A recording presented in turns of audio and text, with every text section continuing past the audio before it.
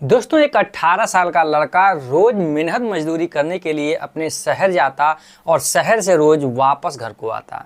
दोस्तों एक दिन ऐसा हुआ कि वो अपनी मजदूरी से घर वापस हो ही रहा था, तभी अचानक एक ऐसी तूफान उठी जो कि उसे एक एल्वेस्टर के नीचे रुकने के लिए मजबूर कर दिया। दोस्तों एल्वेस्टर के नीचे रुका ही था, तभी एक दरवाजे से एक जवान लड़की उसके हाथ को पकड़ती है और अपने दरवाजे से अपने अंदर खींच लेती है। दोस्तों अंदर खींचते ही वो जब अंदर देखता है उस लड़की को तो उसके होश उड़ जाते हैं।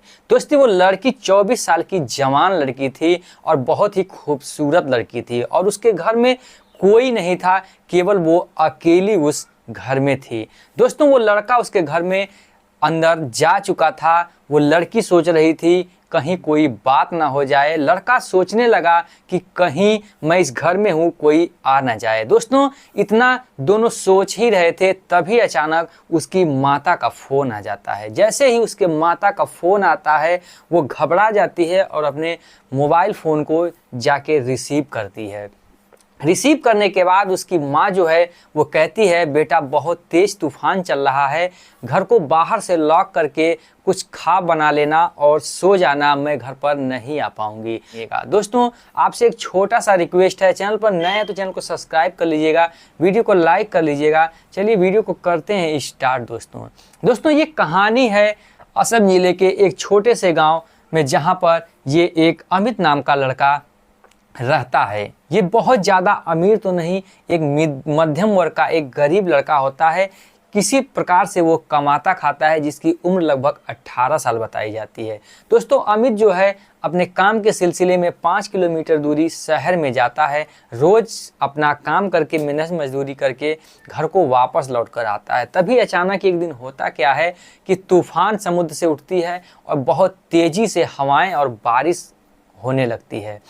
दोस्तों जब बारिश होने लगती है तो अमित जो है एक एल्वेस्टर टीन के नीचे जाकर खड़ा हो जाता है, अपनी साइकिल को खड़ा करके, और वहाँ पर इंतज़ार करने लगता है कि कब ये जो है तूफ़ान थमे और मैं अपने घर को चला जाऊँ।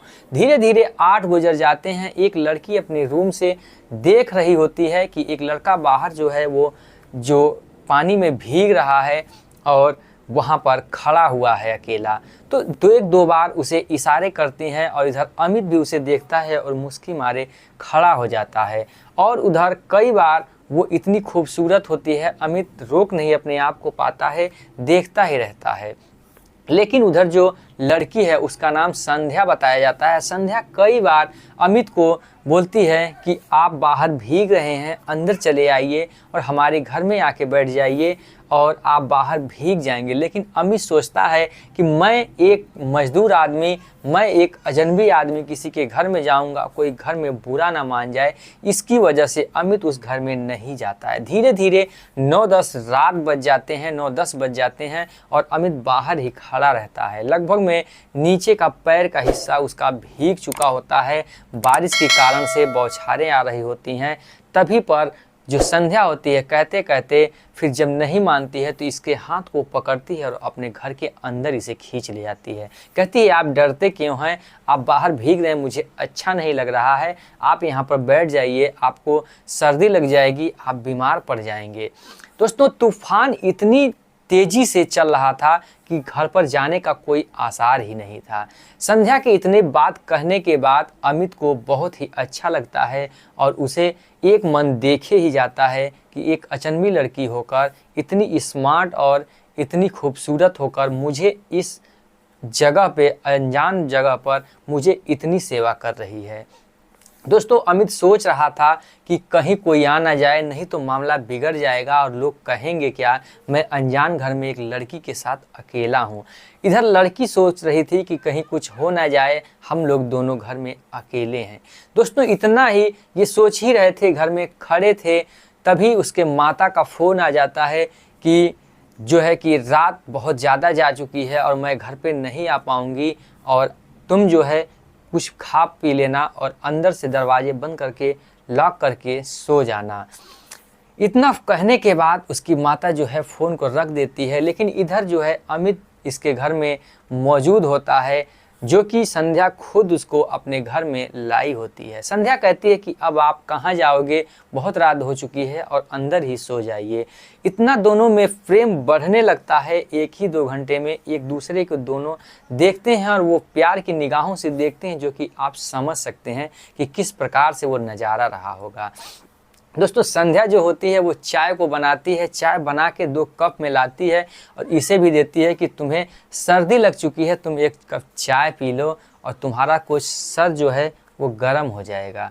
दोस्तों उधर अमित जो है चाय को पीता है, उसे भी अच्छा लगता है, दोनों में थोड़ी मोड़ी बातें होती हैं। इतना अमित स्मार्ट था कि संध्या को भी लगभग अच्छा लगने लगा था। संध्या की उम्र लगभग 24 साल थी, लेकिन उम्र के मुताबिक संध्या का जो चेहरा है वो अच्छा लग रहा था। जो अमित था उसे भी संध्या पसंद आने लगी थी 2-4 घंटे के ही मुलाकात में। दोस्तों जब एक रूम में 2 लड़के वो भी जवान हों और तो क्या हो सकता है दोस्तों, क्या मंजर हो सकता है अगर दोनों आपसी राजी में हो। दोस्तों बारिश इतनी कहर ढा रही थी कि बाहर निकलना तो मुश्किल ही था। संध्या कहती है अपनी साइकिल को अंदर ला लो, नहीं तो साइकिल कोई चुरा ले जाएगा, साइकिल भी आपकी गायब हो जाएगी, तो आप सुबह अपने घर कैसे जाएंगे।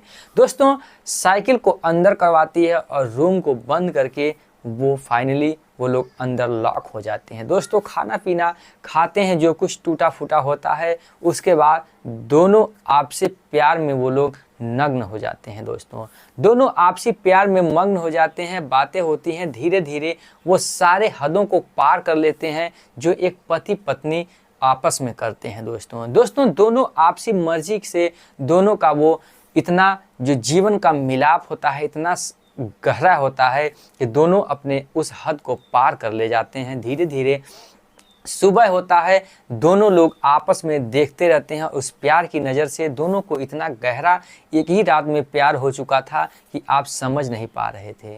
दोस्तों फिर अमित कहता है कि मैं तुमसे जो है कि इतनी मोहब्बत इतनी रात में कर चुका हूँ, इतना तुम्हारे साथ रह चुका हूँ, अब मुझे तुम्हें छोड़ने का दिल नहीं कर रहा है। उधर संध्या कहती है मुझे भी तुम्हें छोड़ने का दिल नहीं कर रहा है और मुझे मन कर रहा है कि मैं तुम्हारे साथ पूरा जीवन अपना गुजार लूं।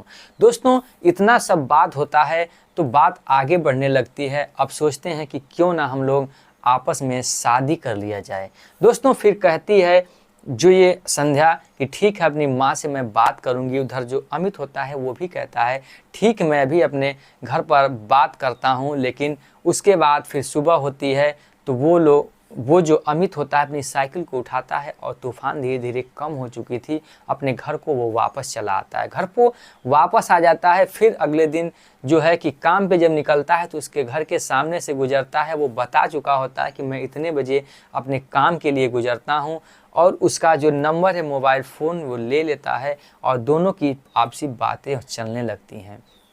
दोस्तों जैसे ही वो 9-10 बजे काम पे आता है, दोनों की मुलाकात होती है, हेलो हाय होती है। उस पर जब उसकी मम्मी घर पे नहीं होती है तो अमित को वो घर बुलाकर चाय पानी नाश्ता और उन्हें एक जो प्यार भरी बातें होती हैं वो किया करते हैं। दोस्तों करने के बाद फिर अमित काम पे चला जाता है। काम से जब वापस छूटता है तो कुछ संध्या के लिए खाने पीने की चीज़ें भी लाकर दिया करता है। दोस्तों एक पति पत्नी के हिसाब से उन्हें इतना गहरा प्यार हो जाता है कि वो लोग एक दूसरे के बिना अब रहना मुश्किल हो जाता है।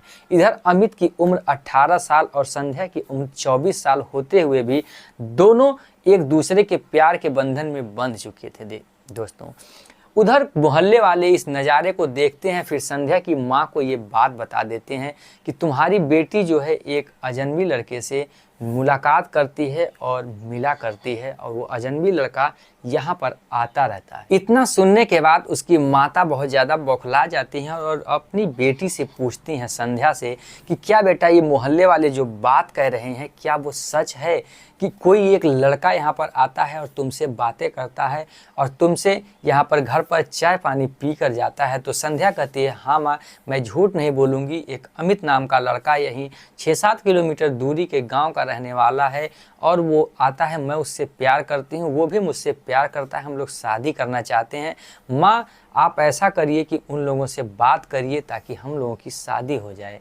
माँ थोड़ा बहुत नाराज़ होती है, लेकिन फिर उसके बाद वो मान जाती है, क्योंकि उसके फैमिली में केवल उसकी माँ और वो लड़की ही थे, क्योंकि उसके पति की देहांत हो गई थी। जो कुछ था वो उसकी बेटी ही थी।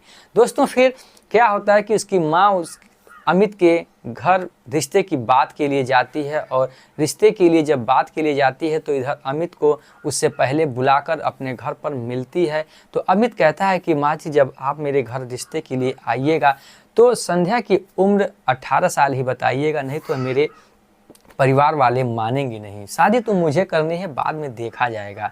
दोस्तों फिर शादी के लिए जब बात होने लगती है तो घर वाले पूछते हैं, तो उम्र जो है वो 18 साल ही बताती है, और इधर इसका भी उम्र 18 ही साल है। शादी के लिए बात तैयार हो जाती है, सब रेडी हो जाता है। जब लड़के वाले लड़की को देखने आते हैं उसके माता पिता, तो उसकी उम्र ज़्यादा लगती है, तो वो लोग भड़क जाते हैं कि आपकी बेटी की उम्र ज़्यादा लग रही है और मैं अपने बेटे का उम्र जो है कम है, कैसे शादी करूँगा। दोस्तों फिर इतने में वो रिश्ता टूटने के कगार पे आ जाता है। तो अमित जो होता है वो अपने घर पर कहता है कि नहीं, मैं शादी करूंगा तो उसी से, भले उम्र ज़्यादा है। दोस्तों लाख मनाने के बावजूद भी अमित जो है वो संध्या से ही शादी करता है, और लास्ट में 23 जून सन 2023 को इन दोनों का विवाह होता है और आपसी बंधन में ये लोग बंध जाते हैं। दोस्तों हंसी खुशी दोनों परिवार रहने लगता है, और आपसी एक परिवार में ये लोग बंध जाते हैं। खुदा का जो किस्मत का एक कहर होता है कि दोनों को कहाँ लाके मिलाता है, दोनों को किस प्रकार से मिलाता है, और दोनों आपसी ज़िंदगी में जीने रहने लगते हैं। आखिर में कमेंट बॉक्स में आप कमेंट में ज़रूर बताइएगा कि क्या अमित ने इस एक रात को गुजारने के बाद उस संध्या से शादी करके अच्छा किया या गलत। क्या आज के लड़के एक दिन ऐसे रातें गुजार कर क्या उससे अपनाते हैं, शादी करते हैं? तो इस कमेंट बॉक्स में अपनी राय ज़रूर लिखिएगा। तो फिर मिलेंगे एक नई रोचक कहानी के साथ, एक नई जानकारी के साथ, एक नई कहानी के साथ। तब तक के लिए जय हिंद, जय भारत, वंदे मातरम।